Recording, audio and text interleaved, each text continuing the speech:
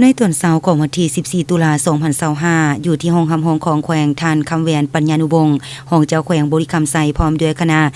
ได้เป็นเกียรติต้อนรับการเข้าพบปะเยี่ยมยามการลงมาเคลื่อนไหวเฮ็ดเวียกของท่านนางเวียเลอร์สเมธต่างหน้าจากทีมงานสถานทูตรบประจำลาวพร้อมด้วยคณะอุกาดังกล่าวท่านห้องเจ้าแขวงบริคำไซอย่างใดกล่าวแสดงความต้อนรับต่างหน้าสถานทูตพร้อมด้วยคณะด้วยบรรยากาศที่อบอุ่นพร้อมทั้งตีราคาสูงต่อการลงมาเคลื่อนไหวเยี่ยมยามเฮ็ดเวียกอยู่สาธารณรัฐประชาธิปไตยประชาชนลาว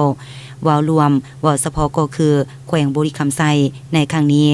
ซึ่งจะเป็นการสืบต่อหัดแน่นและเสริมขยายสายพัวพันมิตรภาพและการร่วมมือที่มีมาแต่ยาวนานระหว่างสาธารณรัฐประชาธิปไตยประชาชนลาวและยุโรปให้สืบต่อขยายตัวยิ่งขึ้นโอกาสดังกล่าวท่านรองเจ้าแขวงยังได้รายงานสภาพรวมโดยย่อในการพัฒนาเศรษฐกิจสังคมวิสัยทัศน์การพัฒนาของแขวงบริคำไซบรรดาเวียกงานที่พ้นเด่นที่บรรดาสหภาพยุโรปได้ให้ทุนสนับสนุนช่วยเหลือต่อการเวียกงานในด้านต่างๆตลอดระยะผ่านมาเป็นต้นแม่นเวียกงานการศึกษาสาธารณสุขและเวียกงานอื่นๆ